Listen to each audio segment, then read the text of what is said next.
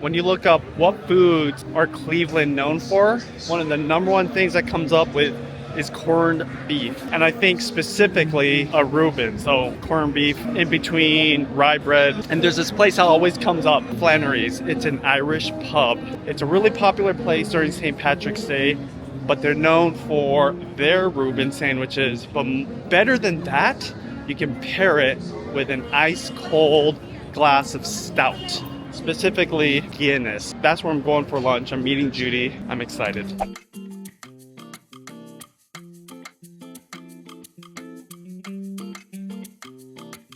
This is what I was waiting for right here. I got Guinness. Leaf By the way, Irish. I don't know if you noticed it, but there's a 4-leaf clover on the foam, which is actually pretty cool. Cheers. One thing that's interesting, Judy ordered me another beer, which is actually really good. What is this?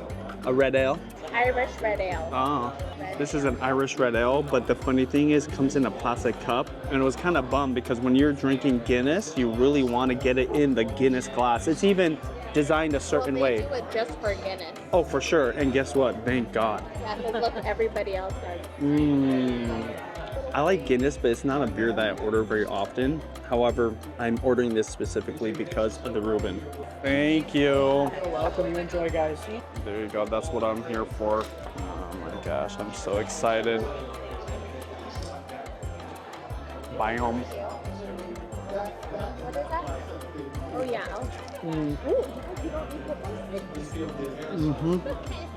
So Cleveland is known for corned beef. There's lots of corned beef places. Is there onions in this? Oh no, sauerkraut. So there's sauerkraut in this. Really salty corned beef that's got a lot of good flavor. It's not your average corned beef. And then the rye bread, perfectly toasted, probably got a good amount of butter on it.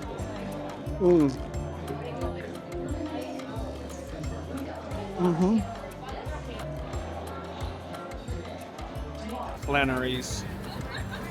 Oh my gosh. That might have been one of the best pastrami sandwiches I've ever had in my entire life. I don't go to a lot of Reuben sandwich places, but pair it with that nice cold glass of Guinness, 10 out of 10. Cortado. Oh yeah. Thank you.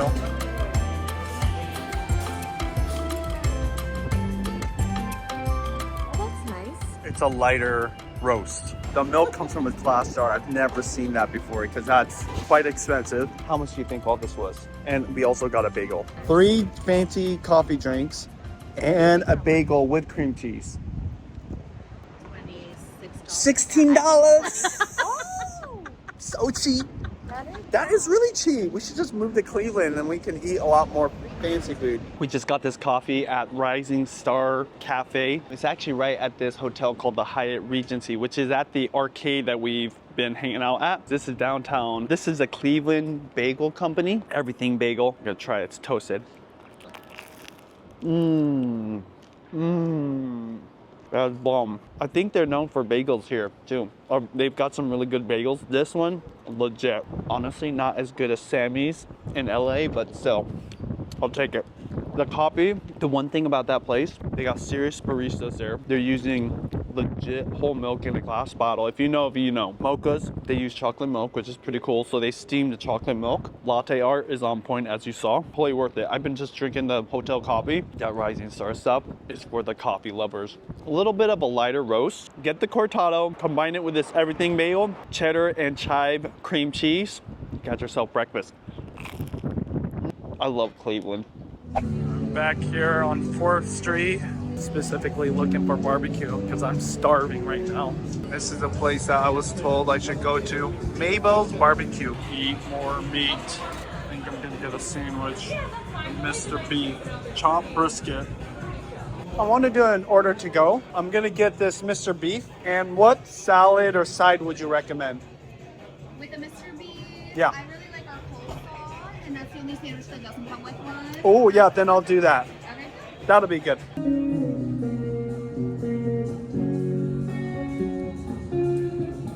All right. By the way, this place is fast. I mean, I guess it makes sense. It's a barbecue place, so maybe most of the food's already cooked. Now this is a sandwich, but the brisket itself. Oh my gosh, look at this.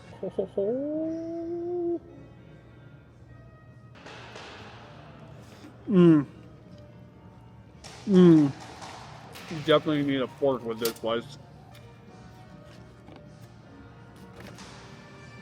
Their barbecue is inspired by the heritage of Cleveland, so a lot of Eastern European influences on the food. I really should have ordered the kielbasa. I'm kind of feeling like something with beef in it. Hella good. They also try to use local ingredients, like even the wood that's smoking this barbecue is from wood locally harvested, so that's cool. I'm gonna try these sauces. Kind of spicy, a little bit sweet. I always try the barbecue without the sauce first because good barbecue is already good on its own, but you know, gotta have the barbecue sauce.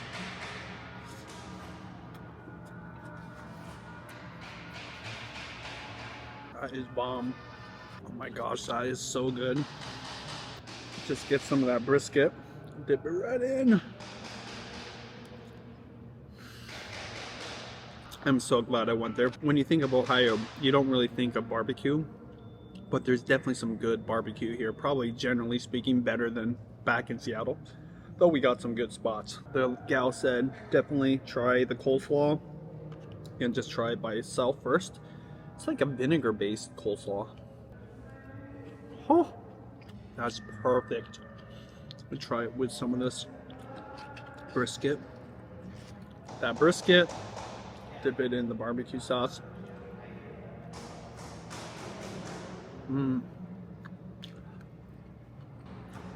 This has raw onions in it, and it really comes through with that brisket. It's perfect. I'm gonna finish this. I'm in the arcade. This is one of the first historical buildings that was classified as like a historical place, so it's going to be preserved. But imagine over 100 years ago, people were shopping here, they gathered here. I think all the hotel rooms, which are up here, used to be office space or something. Totally worth coming to. There's no stores in here really. There's just a few, and they're all closed by now except for the restaurant, which is at the end. But it's almost kind of eerie, this amazing, beautiful building being so empty. Mabel's BBQ, worth the visit. FYI, I guess they're known for mustard.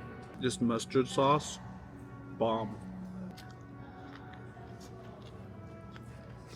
We're in downtown Cleveland, and when I was looking up different foods to try while you're here, Paprikash got brought up, and that's a spatzel with some type of, I'm guessing, paprika-based sauce on it. It is from Eastern European roots, but we're gonna try it at a German beer house, I believe. So they've got schnitzel there. I'm excited. It's got really high ratings. Very walkable city, and surprisingly very safe. Comparing it to Seattle, it's just a different experience. It's refreshing. Wow, you can tell this is a very old building.